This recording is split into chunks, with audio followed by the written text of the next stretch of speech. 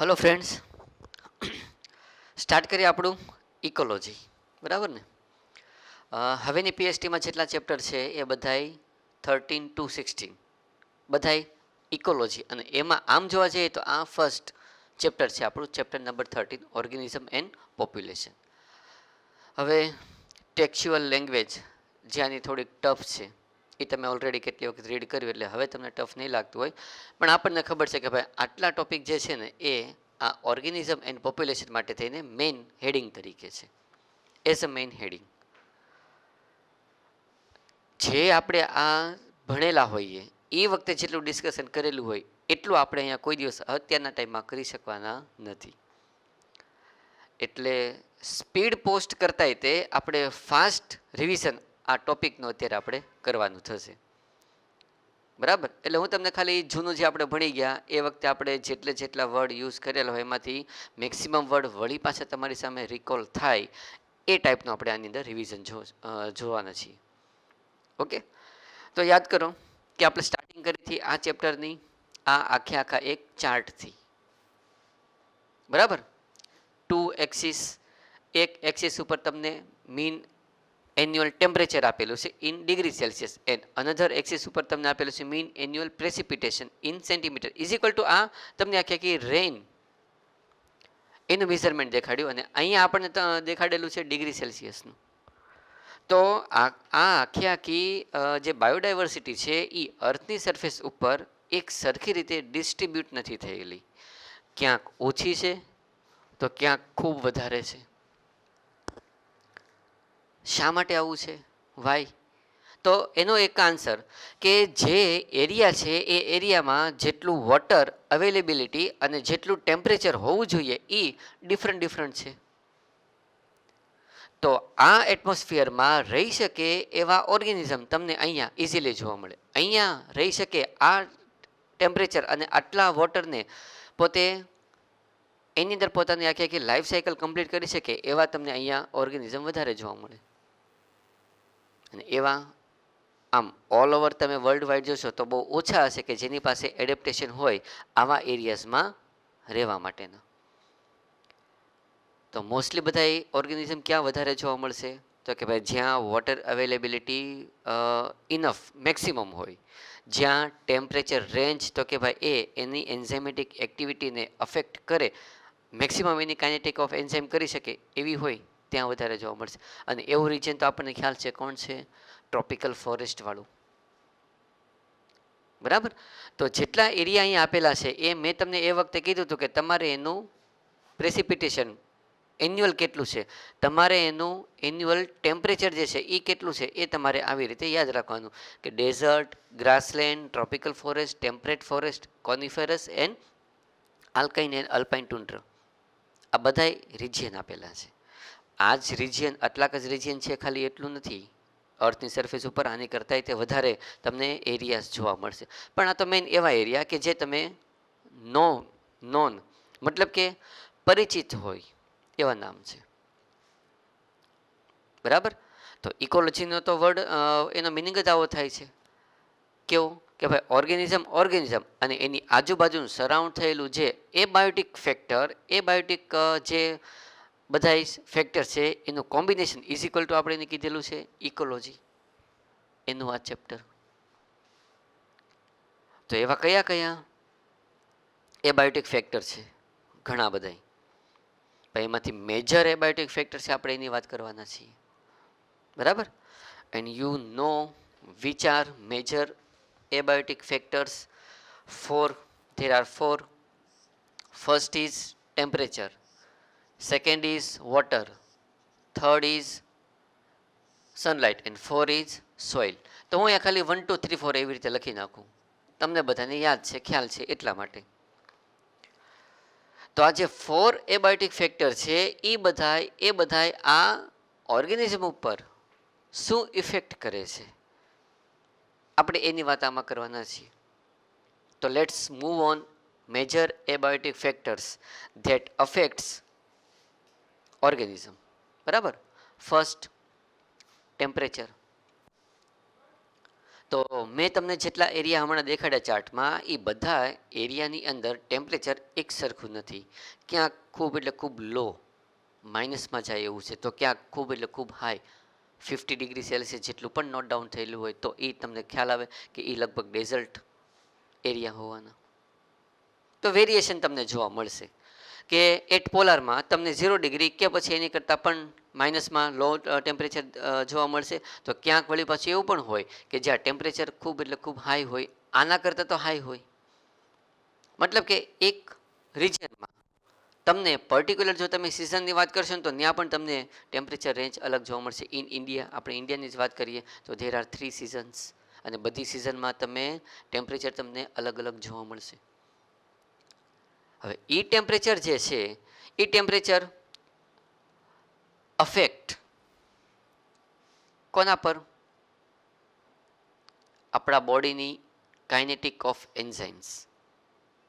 બરાબર, આ તમને ખ્યાલ છે. બરાબર, આ તમારે જસ્ટ હેબિટેટ જે છે એ અલગ અલગ જોઈ જવાનું કે જ્યાં ક્યાંક એવું પણ છે કે જે મોર દેન 100 ડિગ્રી સેલ્સિયસ ટેમ્પરેચર પણ હોય, થર્મલ સ્પ્રિંગ, તો ત્યાંનું ટેમ્પરેચર પણ હાઈ હોય, તો ત્યાં પણ તમને ઓર્ગેનિઝમ તો જોવા મળશે જ. તે એક્ઝામ્પલ થોડાક આપેલા છે, એ તમારે રીડ કરી જવાના છે. ઇફેક્ટ્સ ઓન ટેમ્પરેચરની ઇફેક્ટ ક્યાં જોવા મળે છે? મેટાબોલિઝમ પ્રોસેસ ઉપર. Kinetics of enzyme in our physiology. બરાબર, એન્ઝાઇમ બાયોમોલેક્યુલ્સમાં તમારે આવી ગયું કે પર્ટિક્યુલર એક રેન્જ હોય છે, એ રેન્જમાં એન્ઝાઇમેટિક એક્ટિવિટી હાઈ થતી હોય. જો એની કરતાં વધારે રાઇઝ થાય કે વધારે લો થાય ટેમ્પરેચર, તો એન્ઝાઇમની એક્ટિવિટી ઉપર એડવર્સ ઇફેક્ટ જોવા મળશે. એનો મતલબ કે એન્ઝાઇમ જે છે એ લો ટેમ્પરેચરે અને બહુ હાઈ ટેમ્પરેચરે ક્યાં તો ડિનેચ્યુરેશન થાય છે ઓર ડીએક્ટિવેટ થાય છે. બરાબર, તો ઇફેક્ટ તમને આની ઉપર જોવા મળશે. On the basis of temperature, there are two type of organism we all know. First is stenothermal, second is eurythermal. Stenothermal means કે જે ટેમ્પરેચરનો જે ડિફરન્સ છે એ બહુ ઓછો ડિફરન્સ ટોલરેટ કરી શકતા હોય.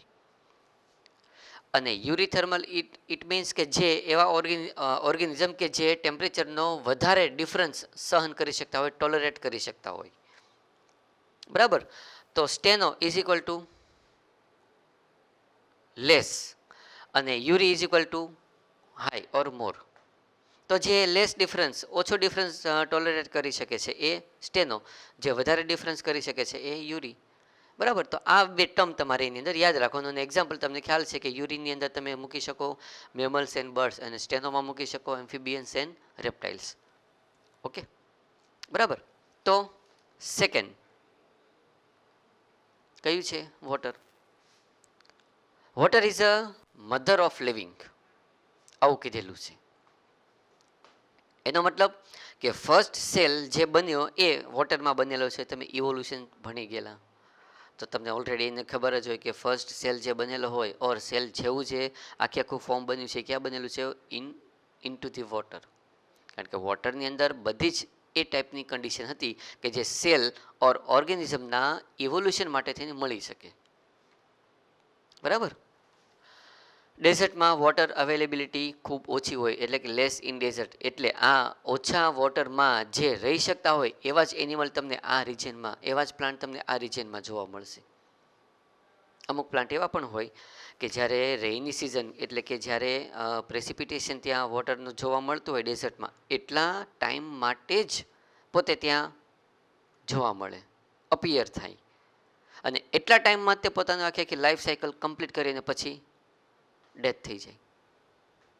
તો એની લાઈફ સાયકલ બહુ શોર્ટ હોય કે જ્યારે વોટર અવેલેબિલિટી મળે ત્યારે જે પોતે પોતાની લાઈફ સાયકલ કમ્પ્લીટ કરી નાખે અને પછી બોર્ડ પૂરું થઈ જાય એનું.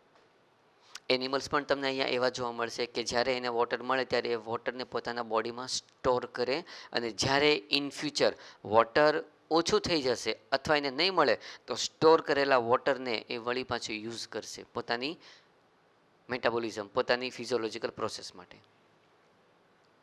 અને એવું એક એનિમલ કેમેલ. બરાબર, પ્રોડક્ટિવિટી ઓફ પ્લાન્ટ્સ તમને વોટરના બેઝ ઉપર ખ્યાલ આવે. ડિસ્ટ્રીબ્યુશન ઓફ પ્લાન્ટ્સ, તમને જ્યાં વોટર વધારે મળતું હોય ત્યાં distribution of plant species of plants વધારે જોવા મળશે. વોટર સોલિનિટી યાદ રાખો. 3 area. First is inland water, જ્યાં લેસ દેન 5% સોલિનિટી જોવા મળે. Sea 30 to 35% and hyper saline lagoon area more than 100% તમને વોટર સોલિનિટી ત્યાં જોવા મળશે. On the basis of salt concentration, there are two organisms. First is euryhaline, second is stenohaline. હું આના વિશે હવે નહીં કહું, બરાબર. આ તમારે યાદ રાખવાનું છે. જે રીતે આપણે ટેમ્પરેચર થર્મલ, સેમ એ રીતે અહીંયા હેલાઇન વર્ડ યુઝ થયો because of salt concentration eury and stenohaline. Okay, next light.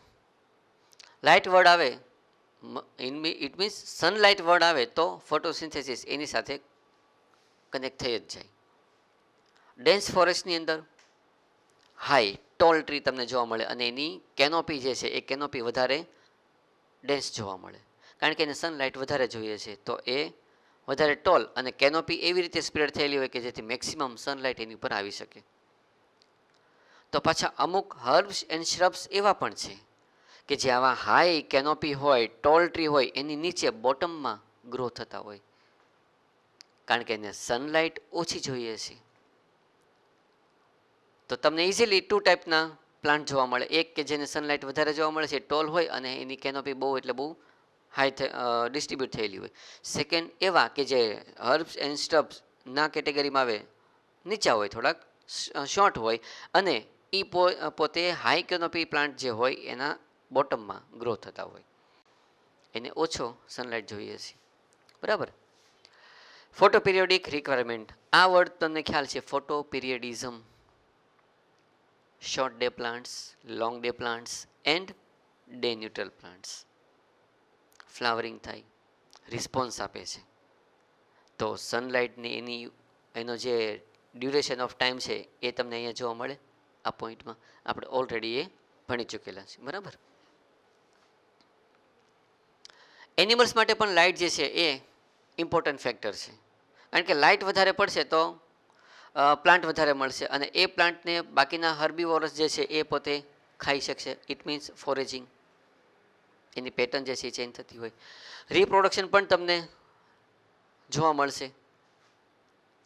તો કે ભાઈ અમુક જે બર્ડ્સ, અમુક એનિમલ જે છે એ એવા છે કે જે લાઇટ, આમ તો જોવા જઈએ તો ટેમ્પરેચર જે છે ફર્સ્ટ મેજર એબાયોટિક ફેક્ટર હતું એ, અને લાઇટ એ બંનેનો સોર્સ કોણ છે? સન. એટલે બંને એક સાથે જ તે આપણને મળવાનું છે, બરાબર.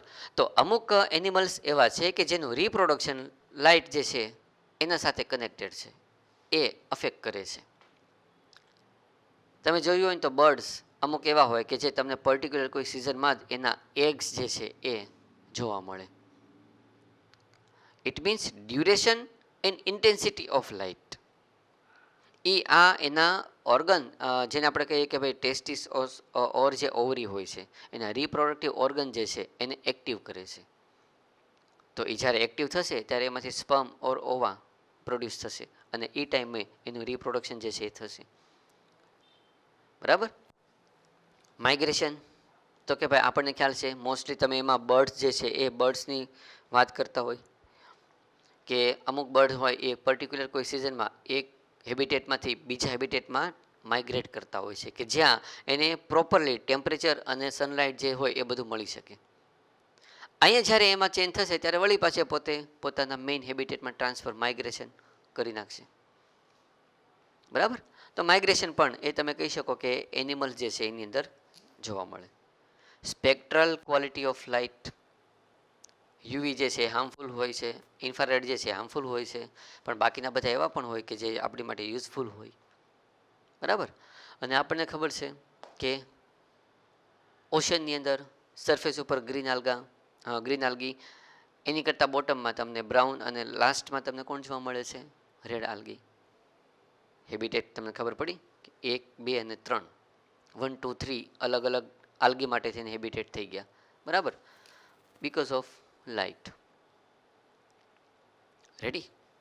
હવે સોઇલ, હું જસ્ટ બોલી જાઉં છું તમારી સામે, બરાબર. Nature and properties of soil vary in different places. અલગ અલગ પ્લેસીસના સોઇલ જે છે એના તમે સેમ્પલ લો તો અલગ અલગ મળે. ટ્રોપિકલ ફોરેસ્ટની સોઇલ અલગ હોય, ડેઝર્ટની અલગ હોય, અલ્પાઇન ટુન્ડ્રની અલગ હોય. તો depends on climate, weathering process, આ બધું એની ઉપર અફેક્ટેડ હોય.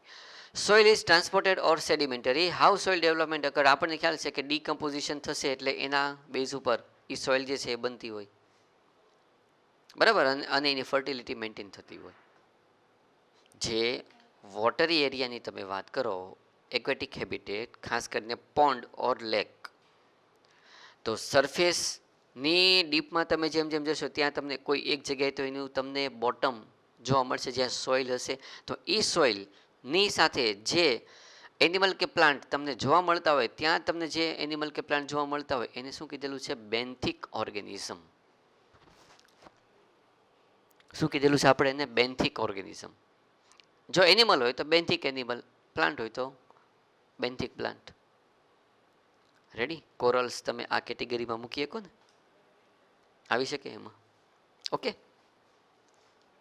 ઓકે. હવે second, response to abiotic factor. There are two group. અત્યારે હું ખાલી ટુ ગ્રુપ લખું. First is regulate, second is, યાદ કરો, કન્ફોર્મર્સ. એક એવા છે કે જે રેગ્યુલેશન કરી શકે છે પોતાની મેટાબોલિઝમનું. હોમિયોસ્ટેસિસ વર્ડ યાદ કરો, કે બહારનું ટેમ્પરેચર કે બહારનું જે કન્ડિશન હોય એની કરતાં પોતાની ઇન્ટરનલ કન્ડિશનને મેન્ટેન કરી શકે. બહાર ચેન્જ કોઈ પણ થાય પણ પોતે પોતાની કન્ડિશનને ડિસ્ટર્બ નથી થવા દેતા. They are regulators. અને બહારના ટેમ્પરેચર કે એટમોસ્ફિયરમાં જે ચેન્જીસ થાય એના અકોર્ડિંગ પોતાના બોડીમાં પણ ચેન્જીસ થાય, ફોલો કરે છે ને. It means they are conformers. ખ્યાલ આવી ગયા? આ બે વર્ડ્સ, બરાબર.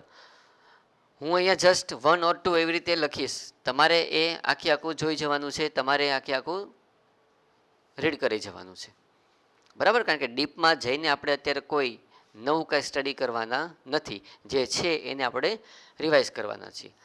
હવે ટેમ્પરેચર ઓર બહારની જે એન્વાયરમેન્ટલ કન્ડિશન છે એ થોડીક એડવર્સ થઈ ગઈ, તો એને કેવી રીતે કોઈ ઓર્ગેનિઝમ ફેસ કરે છે એના બેઝ ઉપર તમે થર્ડ કેટેગરી એને કહી શકો, વિચ ઇઝ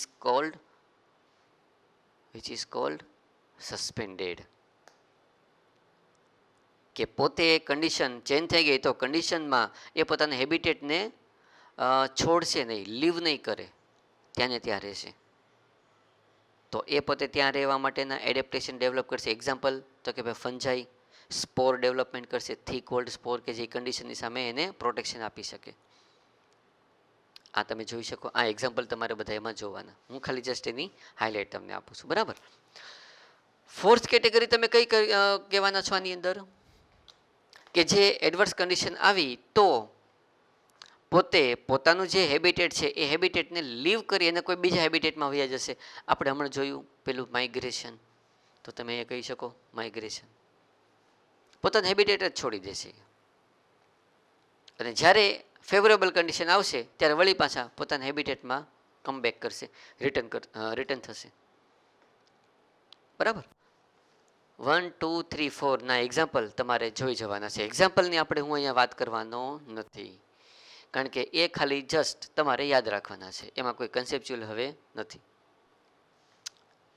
ક્લિયર? ઓકે. તો જોઈએ આપણે થોડુંક આગળ. Response to abiotic factor, regulate, conformers. Okay. Next એની અંદર આગળ માઇગ્રેટ, સસ્પેન્ડ. અહીંયા એક્ઝામ્પલ આપેલું છે, migratory birds from Siberia. Okay, આ તમારે યાદ રાખવાનું. સસ્પેન્ડ જે તમે કેટેગરી છે એની અંદર બેક્ટેરિયા, ફંજાઈ, લોઅર પ્લાન્ટ્સ કે જે થીક ઓલ્ડ સ્પોર ક્રિએટ કરે છે, bears, hibernation during winter, some snail and fish aestivation કરે, zooplankton species in lakes and pond, diapause. આ વર્ડ યાદ રાખવાનું, બરાબર. કે જે સ્ટેજ ઓફ સસ્પેન્ડેડ ડેવલપમેન્ટ, એ પોતે ડાયાપોઝ સ્ટેજમાં અમુક ટાઈમ સુધી આ બધા ઝૂ પ્લેન્કટન રહેતા હોય છે. Against adverse condition, favourable condition મળે એટલે વળી પાછી પોતાનું ડેવલપમેન્ટ આગળ કન્ટિન્યુ કરી નાખશે. ઓકે, ખ્યાલ આવ્યો ને તમને? આ અને આ બંનેમાં 4 તમારે ફેક્ટર યાદ રાખવાના છે, 4 થિંગ યાદ રાખવાની છે અને એના એક્ઝામ્પલ જોઈ જવાના છે. Okay, now move on adaptations. જો આ અને હોમિયોસ્ટેસિસ, આ બે ફેક્ટર જો કોઈ સેલ ઓર ઓર્ગેનિઝમ ન કરે તો એ સેલ ઓર ઓર્ગેનિઝમ ત્યાં રહી ન શકે, એક્સટિંક્ટ પણ થઈ જાય, ડેથ થઈ જાય. એટલે એડેપ્ટેશન તો કરવા જ પડે, બરાબર. અને એ એડેપ્ટેશન તો કે ભાઈ મોર્ફોલોજીકલી હોઈ શકે, એના મોર્ફોલોજીકલી કેરેક્ટરમાં હોઈ શકે, એના ફિઝિયોલોજીકલ કેરેક્ટરમાં પણ હોઈ શકે, અને બિહેવિયરલ પણ હોઈ શકે, બરાબર. ફટાફટ આપણે એક્ઝામ્પલ તમારી સામેથી હું એને તમને દેખાડી દઉં. કાંગારૂ રેટ ઇન ડેઝર્ટ, તો એડેપ્ટેશન છે ડેઝર્ટમાં રહેવા માટેનું, ફેટ ઓક્સિડેશન કરે, બરાબર. And second ability to concentrate urine, concentrate હોય એવું પોતે પ્રોડ્યુસ કરે. ડેઝર્ટ પ્લાન્ટ્સની વાત કરીએ તો થીક ક્યુટિકલ ઓન લીફ, કે જેથી ટ્રાન્સપિરેશન રેટ લો થઈ શકે. એમાં જે સ્ટોમાટા હોય એ વધારે ડીપમાં તમને જોવા મળે, કે જેથી ટ્રાન્સપિરેશન ઓછું થઈ શકે, કારણ કે ત્યાં વોટર જ ઓછું મળે. અને ઇન્ટરનલી તો કે ભાઈ ક્રેસ્યુલેશન, એસિડ મેટાબોલિઝમ, સ્પેશિયલ પથવે એમાં જોવા મળે. તો આ તો મેટાબોલિઝમ થઈ ગઈ, એની ફિઝિયોલોજીકલ પ્રોસેસ થઈ ગઈ. તો તમે કહી શકો ને કે crassulacean, acid metabolism is a physiological adaptation for desert plants, કે જેની અંદર આ પ્રોસેસ થાય છે. ખ્યાલ આવ્યો કે લેસ વોટરમાં પોતે ગ્લુકોઝ સિન્થેસાઇઝ કરી શકે, એક સ્પેશિયલ પથવે છે, અને એને કહેવાનું છે ક્રેસ્યુલેશન, એસિડ મેટાબોલિઝમ, બરાબર. તો આ તમે એક્ઝામ્પલ જુઓ, કહી શકો this is example of morphological adaptation. વાંચો, ફોટોસિન્થેસિસ બાય સ્ટેમ, એની અંદર મોર્ફોલોજીકલી કંઈક ચેન્જ આવ્યું. આ તો થઈ ડેઝર્ટની વાત. પણ ઇન કોલ્ડ રિજિયન, કોલ્ડર એરિયામાં મેમલ્સ પાસે એડેપ્ટેશન છે. બ્લબર યાદ કરો, સીલ. તો બેનિથ ધ સ્કિન ફેટનું થીક લેયર તમને જોવા મળે છે.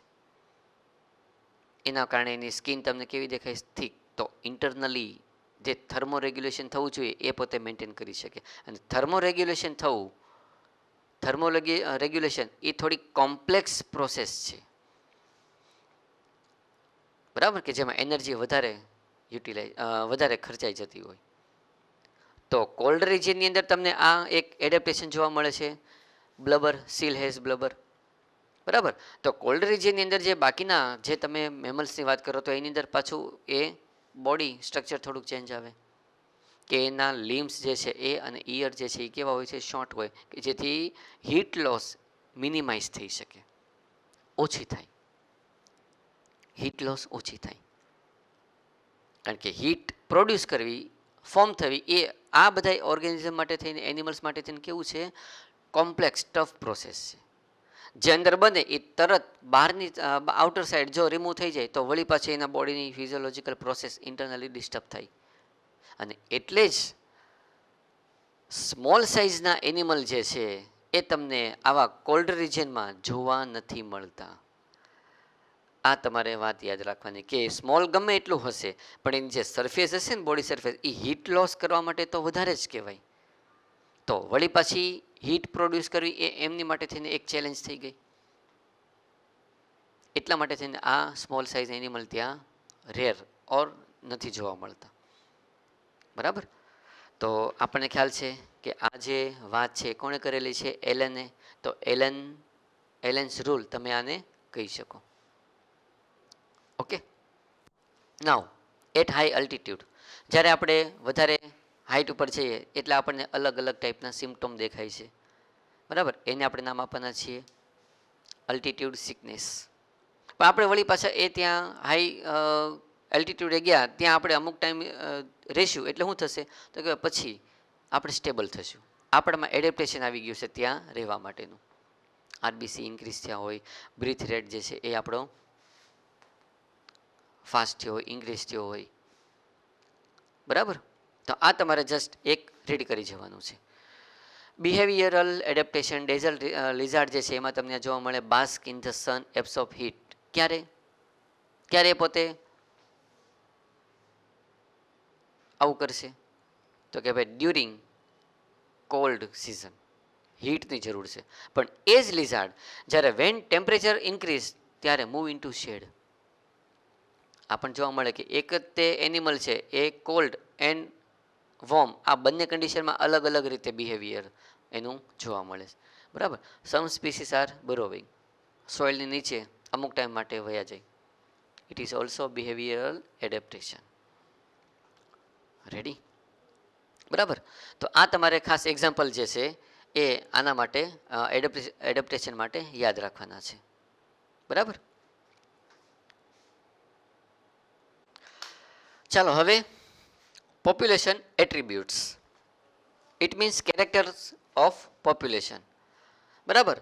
એમાં આપણે કાંઈ હવે ડીપમાં જવાની જરૂર નથી, કારણ કે હું જસ્ટ એનું નામ બોલીશ એટલે તમને ખ્યાલ આવી જશે. એક્ઝામ્પલ બર્થ રેટ જુઓ.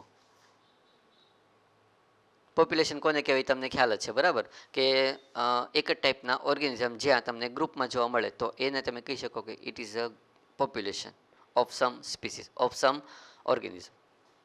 તમે જો પોપ્યુલેશનની વાત કરો તો એટલું તો તમે કહી શકો કે ભાઈ પોપ્યુલેશન હ્યુમન પોપ્યુલેશન આપણે લઈએ, આમાંથી તમે ડીએનએને સ્ટડી કર્યું તો એ જ ટાઈપનું ડીએનએ જે હ્યુમન બાકીના બધા હશે એનું હોવાનું નો ડાઉટ. એમાં થોડાક ચેન્જીસ હોવાના, કેરેક્ટર હોવાના અલગ.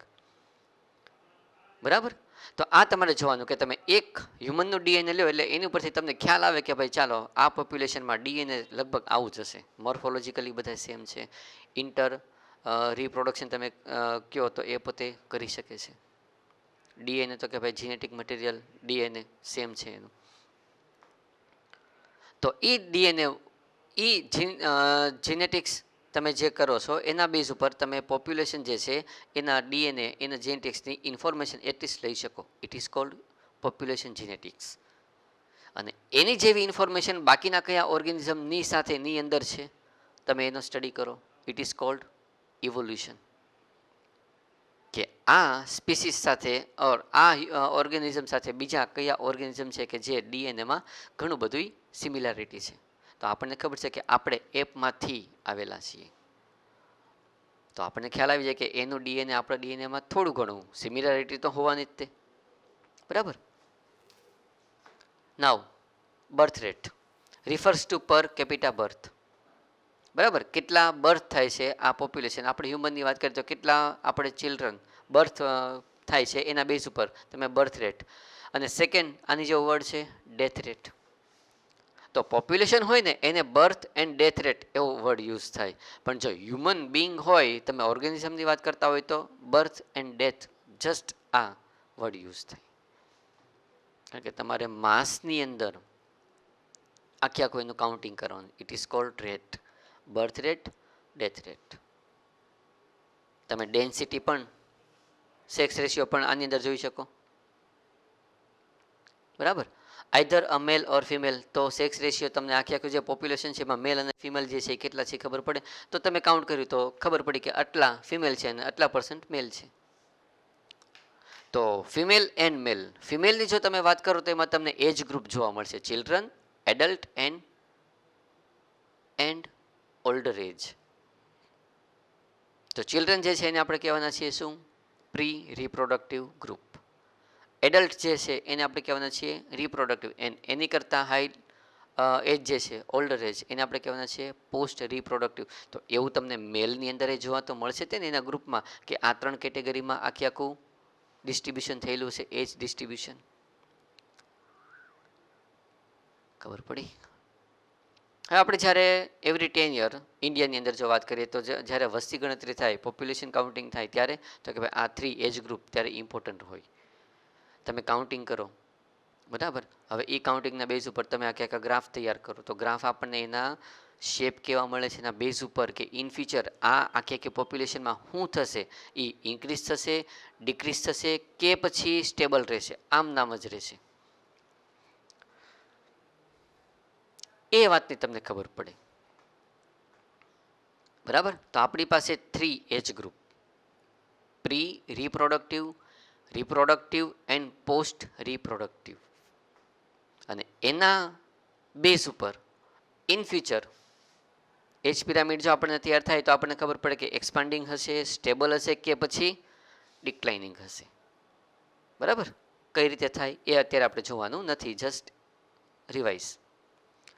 પોપ્યુલેશન ડેન્સિટી, પર્ટિક્યુલર કોઈ એરિયામાં ઓર્ગેનિઝમ જે છે એ કેટલી નંબર ઓફ ઓર્ગેનિઝમ તમને જોવા મળે છે એને આપણે શું કહેવાના છે? Population density.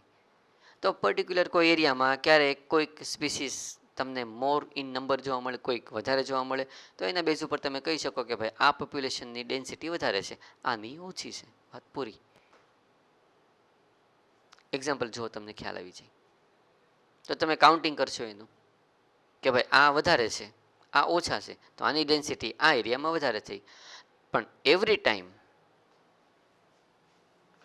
જો જે લાઈન લખેલી છે ને એ જુઓ તમે, number need not necessarily be measured in number only. It means કે density not measure necessarily be measured in number only.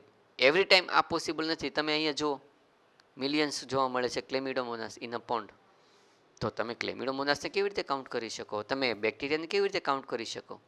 કારણ કે તમે બેક્ટેરિયાની કાઉન્ટિંગ કરી, તમને 10 બેક્ટેરિયા સપોઝ તમે કોઈ એક પર્ટિક્યુલર ટાઈમમાં જોયા, તો એ 10 બેક્ટેરિયાનું વળી પાછું ડિવાઇડેશન થઈને બીજા નવા બની ગયા હોય.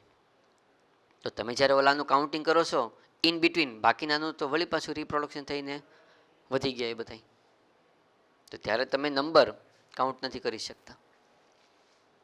બરાબર? તો એના અલગ અલગ તમને ખ્યાલ આવે કે ક્યારેક તમે નંબર યુઝ કરો છો, ક્યારેક તમે બાયોમાસ યુઝ કરો છો. આ જસ્ટ તમારી સામે ફટાફટ આપણે જઈએ છીએ. ટોટલ નંબર કાઉન્ટિંગ મે બી ઇમ્પોસિબલ આ થાય ઓર વેરી ટાઈમ કન્ઝ્યુમિંગ. આ એક્ઝામ્પલ જુઓ. બરાબર?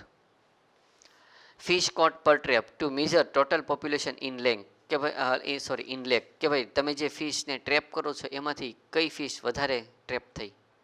તમે એક્ઝેક્ટલી નહીં પણ એટલું કહી શકો કે ભાઈ આ ફિશ આ લેક કે પછી પોન્ડમાં વધારે હશે. બરાબર? ટાઈગર સેન્સન્સ બેઝડ ઓન પગ માર્કર એન્ડ ફિકલ પેલેટ્સ. આ તમારે યાદ રાખવાનું. તો એનો મતલબ શું થયો કે ઓર્ગેનિઝમ અલગ અલગ હોય ને તો એના માટેની ડેન્સિટી માટેના આપણી પાસે મેઝરમેન્ટ અલગ અલગ હોય છે. ક્યારેક તમે આનો યુઝ કરો છો, ક્યારેક તમે આવી રીતે યુઝ કરો છો, ક્યારેક તમે કાઉન્ટ કરો છો, ક્યારેક તમે બાયોમાસ જુઓ છો. ઓકે, તો પોપ્યુલેશન એટ્રીબ્યુટ્સમાં એ આવશે. નેક્સ્ટ જુઓ, પોપ્યુલેશન ગ્રોથ ઇક્વેશન યાદ રાખો. ઇક્વેશનમાં જે અહીંયા બધાય લખેલા છે વર્ડ એ યાદ રાખો અને કેવી રીતે એ કાઉન્ટ થાય એ તમને આ ખ્યાલ આવવો જોઈએ. બરાબર? ડેથ રેટ,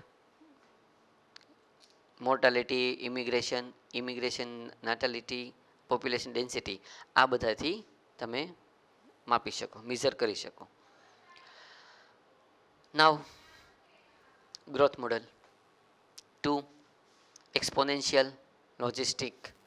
મોસ્ટલી જે તમને જોવા મળે છે કયું છે? લોજિસ્ટિક, કે જેની અંદર ઇન વિચ સ્ટાર્ટિંગમાં લો રેટથી પછી ફાસ્ટ અને પછી એ ધીરે ધીરે સ્લો પડતું હોય છે. ઇટ મીન્સ આનો શેપ તમને કેવો જોવા મળે છે? એસ.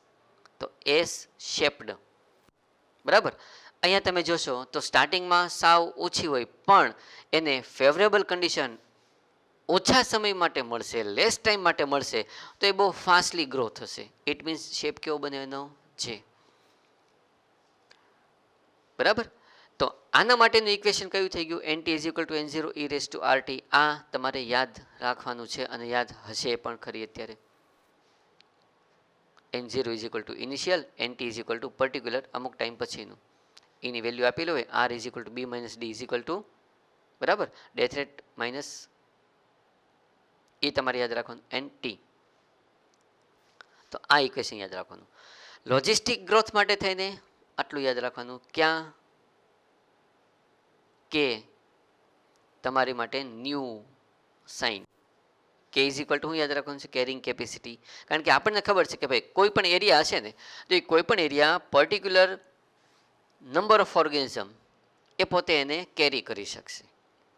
જો એની કરતાં નંબર ઓફ ઓર્ગેનિઝમ એની વધશે તો એ એરિયા એને સપોર્ટ નહીં કરી શકે, કારણ કે બાકીના બીજા બધાને તે ત્યાં રહેવા તો દેવું જોઈએ ને. તો એ પોપ્યુલેશન માટે થઈને આપણે એ આખા સાઇન તરીકે શું લઈએ છીએ? Carrying capacity. કે દરેક હેબિટેટ પર્ટિક્યુલર કોઈ નંબર ઓફ ઓર્ગેનિઝમ જે હોય એને પર્ટિક્યુલર કોઈ ખાસ સ્પેસિફિક નંબરમાં જ તે કેરી કરવા માટે કેપેબલ હોય છે. એનાથી વધારે એ પોતે કેરી નહીં કરી શકે. એને આપણે કહેવાના છીએ ઈ હેબિટેટની ઈ પોપ્યુલેશન માટેની કેરિંગ કેપેસિટી અલગ અલગ હોવાની વાત ખબર પડી. Our last point. There are 6 terms in population interactions. બરાબર? અને આ 6 ટર્મ્સની અંદર 3 વર્ડ તમારે યાદ રાખવાના છે. Beneficial, harmful and neutral. બરાબર? કઈ ટર્મ યાદ રાખવાની? Beneficial, harmful and neutral. તો તમે જોશો ને તો અહીં જે 6 ટર્મ આપણે લખેલી છે, 6 ટર્મમાં જે 2 સ્પીસીસ ઇન્ટરેક્શન કરે છે એમાંથી કોઈ એક કે બેને ક્યાં તો ફુલ્લી બેનિફિશિયલ હોય, ક્યાં તો ફુલ્લી હાર્મફુલ હોય, or they are neutral. Sometime they are beneficial with neutral, sometime they are harmful with neutral. આ તમારે સાઇન યાદ રાખવાની છે અને એ ઓલરેડી તમને બધાને યાદ જ હોય. એટલે કોઈ પણ હેબિટેટ હોય ને એમાં જેટલી પોપ્યુલેશન હોય ને એ પોપ્યુલેશનની વચ્ચે અમુક ઇન્ટરેક્શન થતી હોય. એ ઇન્ટરેક્શનમાં તમે અહીંયા જે આખો ચાર્ટ આપેલો છે એના બેઝ ઉપર 6 તમારે યાદ રાખવાની છે. મ્યુચ્યુઅલિઝમ, કોમેન્સાલિઝમ, બરાબર, પ્રિડેશન, કોમ્પિટિશન, પેરાસાઇટિઝમ, એમેન્સાલિઝમ. આ બધી વાત ઓલરેડી આપણે વિથ એક્ઝામ્પલ એ ટાઈમમાં કરેલી હતી. પણ મેં તમને આખા બોર્ડ વર્કમાં તમે જોશો ને તો ખ્યાલ હશે કે મેં જસ્ટ 2 લેબલ તમારી સામે રાખ્યા હતા. એક બેનિફિશિયલ, સેકન્ડ હાર્મફુલ. તો બેનિફિશિયલની અંદર આ 2 ટર્મ્સ મેં યુઝ કરી હતી, મ્યુચ્યુઅલિઝમ એન્ડ કોમેન્સાલિઝમ. અને એ એટલા માટે કે આ 2 ટર્મ્સની અંદર જેટલી સ્પીસીસ પાર્ટિસિપેટ થાય છે, 1 ઓર 2 સ્પીસીસ, એ બેમાંથી કોઈને પણ નુકસાન નથી થતું. They are not harmed. ક્યાં તો બંને બેનિફિશિયલ રહેશે ઓર એક ન્યુટ્રલ રહેશે, બીજાને તો બેનિફિટ થાય જ છે. સો આપણે આ બંનેને શું કીધેલું છે? બેનિફિશિયલ. અને બાકીની જેટલી ટર્મ અહીંયા યુઝ કરેલી છે, લખેલી છે, એમાં તમે બધામાં જોશો ને તો બંને સ્પીસીસને ઓર આ બેમાંથી કોઈ એક સ્પીસીસને હાર્મ તો થાય જ છે, નુકસાન તો થાય જ છે. વિથ એક્ઝામ્પલ તમે આ બધું જ્યારે રીડ કરશો એટલે તમને ખ્યાલ આવશે કે મ્યુચ્યુઅલિઝમની અંદર બેસ્ટ એક્ઝામ્પલ તો કે ભાઈ છે પોલિનેશનની પ્રોસેસ, પ્લાન્ટ એન્ડ એનિમલ વચ્ચેનું આખું સિમ્બાયોસિસ, અને તમે એ પણ કહી શકો. અને બાકીના બધા એક્ઝામ્પલ આમાં આપેલા છે. તમે લાઇકેન પણ મૂકી શકો, તમે આની અંદર માઇકોરાઇઝા પણ મૂકી શકો. બરાબર? સેકન્ડ છે કોમેન્સાલિઝમ, in which species A beneficial and another species not harmed or not beneficial, they are neutral. Orchid and mango tree plant. બરાબર? આ બધા એક્ઝામ્પલ તમે વાંચેલા છે અત્યાર સુધીમાં કેટલી વખત, એટલે બહુ વધારે આમાં આપણે જતા નથી. રેડી? અનધર પ્રિડેશન. તો પ્રિડેશન વર્ડ આવે એટલે તમને ખ્યાલ છે કે એની અંદર તમારે 2 ટર્મ યાદ રાખવાની થાય. હું અહીંયા જસ્ટ 1 and 2 લખું. તમને ખ્યાલ આવી જવો જોઈએ કે ફર્સ્ટ ટર્મ કઈ છે? પ્રે. સેકન્ડ કઈ છે? પ્રિડેટર. એમાં તમે જોઈ શકો plant and herbivores. As a deer તમે લઈ લ્યો તો ડિયર જે છે પ્લાન્ટને ખાય છે, તો ડિયર પ્રિડેટરની કેટેગરીમાં આવશે. આને આપણે પ્રે કહીશું. પણ ઓલવેઝ પ્રિડેટર તરીકે તમે એ કેટેગરીમાં ડિયરને ન મૂકી શકો, કારણ કે જ્યારે લાયન તમે વર્ડ બોલતા હોય તો લાયન જે છે એ આને પાછું ખાશે. તો ઇટ મીન્સ પ્રિડેટર જે છે એ આ સંજોગોમાં, આ કિસ્સામાં, ઇન ધીસ કેસ શું થઈ ગયું? પ્રે. અને લાયન જે છે શું થઈ જાય છે? પ્રિડેટર. ફૂડ ચેન કીધી આ તો મેં ઇનડાયરેક્ટલી તમને. ખ્યાલ આવી ગયો? બરાબર? સેકન્ડ થિંગ, બહુ શોર્ટમાં જ આપણે જઈએ છીએ, બહુ હાઇલાઇટ જેને આપણે કહી શકીએ એવા ટર્મ જ તે ખાલી હું તમારી સામે કહું છું કે જ્યારે તમે પ્રિડેશનની વાત કરતા હોય તો પ્રિડેટર પાસે પ્રેને ઈટ કરવા માટે, એને ડેથ કરવા માટેના એડેપ્ટેશન હોય, અને પ્રે પાસે પ્રિડેટરથી સર્વાઈવ કરવાના, બચવા માટેના એડેપ્ટેશન હોય. પણ આપણને ખબર છે કે જીત કોની થાય છે એની અંદર? આની. મોટાભાગના સંજોગોમાં આવું હોય. પણ તમે આને પણ તમે ઇગ્નોર નથી કરી શકતા, એની પાસે કેરેક્ટર છે જ તે. એક્ઝામ્પલ કેલેટ્રોપિસ, નામ તમને ખ્યાલ આવી ગયો હોય. ગ્લાયકોસિડિક. પ્લાન્ટ પોતે મૂવ નથી કરી શકતા, તો કુદરતે એને અંદર ઇન્ટરનલી કંઈક કેમિકલ એવું બનાવી દીધું કે જેથી આ બધાથી એ પોતે પ્રોટેક્શન પોતે લઈ શકે, અને એને એમાંથી અમુકને આપણે અલગ આપણા યુઝ માટે થઈને અલગ કરીએ છીએ, એઝ અ મેડિસિન યુઝ કરીએ છીએ. ઘણું બધું એવું છે, બરાબર. એક્ઝામ્પલ તમને ખ્યાલ જ છે બધા. મોનાર્ક બટરફ્લાય લાર્વલ સ્ટેજની અંદર વીડ્સ ઉપર એ પોતે ડિપેન્ડન્ટ હોય, એમાંથી પોતે કેમિકલ લે છે. એ કેમિકલ એની અંદર એના માટે હાર્મફુલ નથી, પણ જ્યારે કોઈ બર્ડ્સ એને ખાવા માટે આવશે, એ બટરફ્લાય જ્યારે ફોર્મમાં આવી જશે, તો એને બર્ડ્સ જ્યારે ખાવા માટે આવશે તો એ બર્ડ્સ માટે થઈને એ પાછું કેવું થઈ ગયું? ડિસટેસ્ટફુલ. પ્રોટેક્શન એને મળી ગયું. વાત ખબર પડી? આ બધા એક્ઝામ્પલ તમારે જોવાના છે આમાં, બરાબર. મેં થોડાક વાત કરી, બાકીના બધા તમારે જોઈ લેવાના. સેકન્ડ પોઈન્ટ કયો છે? Competition. Intra specific, inter specific. Species વચ્ચે થતું હોય, બે અલગ અલગ સ્પીસીસ વચ્ચે થતું હોય તો ઇન્ટ્રા, અને એક જ સ્પીસીસના બે મેમ્બર વચ્ચે થતું હોય તો ઇન્ટર.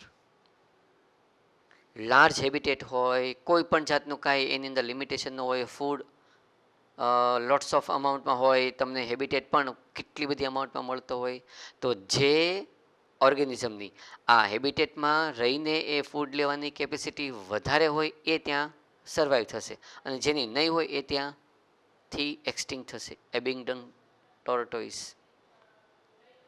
એકની કેપેસિટી ગોટની વધારે છે, એકની કેપેસિટી ફૂડ માટેની ઓછી છે, એબિંગડન એક્સટિંક્ટ થઈ ગયું. અમેરિકન લેકની અંદર ફ્લેમિંગો અને ત્યાંની જે ફિશ હોય એ બેની વચ્ચે કોમ્પિટિશન થાય છે પ્લેન્કટન માટે, બરાબર. મોસ્ટલી એવું કહેવાય છે કે જે સ્પીસીસ એક સ્પીસીસ છે એના બે મેમ્બર વચ્ચે થતી હોય ને કોમ્પિટિશન, તો એ વધારે હાર્મફુલ હોય, ખતરનાક હોય છે. પણ અનધર કેસમાં જ્યારે બે અલગ સ્પીસીસ હોય, બરાબર, અને એ બંને વચ્ચે સેમ રિક્વાયરમેન્ટ માટે થઈને જ્યારે કોમ્પિટિશન થાય તો એ પણ હાર્મફુલ એટલીક જ છે જેટલી પહેલામાં હોય, કારણ કે રિક્વાયરમેન્ટ સેમ છે. સમજાણું? બરાબર. કોમ્પિટિશન ઘણી બધી વાત માટે થઈ છે કે હું તમને જસ્ટ અત્યારે ખાલી એક ફૂડ અને બીજું હેબિટેટની વાત કરું, જે બુકમાં આપણને સરખી રીતે આમાં સમજાવેલું છે. બાર્નેકલ્સ, એ પણ તમારે યાદ રાખવાનું એક્ઝામ્પલ. મેક આર્થર યાદ રાખવાનું, વાર્બલર બર્ડ યાદ રાખવાનું કે કોમ્પિટિશન હંમેશા થાય જ એવું નથી, પણ જો તમે રિસોર્સ પાર્ટિશનિંગ કરો તો કોમ્પિટિશનથી આપણને રિલીઝ, મુક્તિ મળી શકે છે. અને મેક આર્થરે જોયું ટ્રી ઉપર 5 વાર્બલર બર્ડ્સ સ્પીસીસ એની, અને બધાનું જે પેલું ફૂડ છે એ કેવું છે તો કે અલગ અલગ, ટાઈમ અલગ છે, એની પેટર્ન અલગ છે, તો કોમ્પિટિશન થતી જ નથી.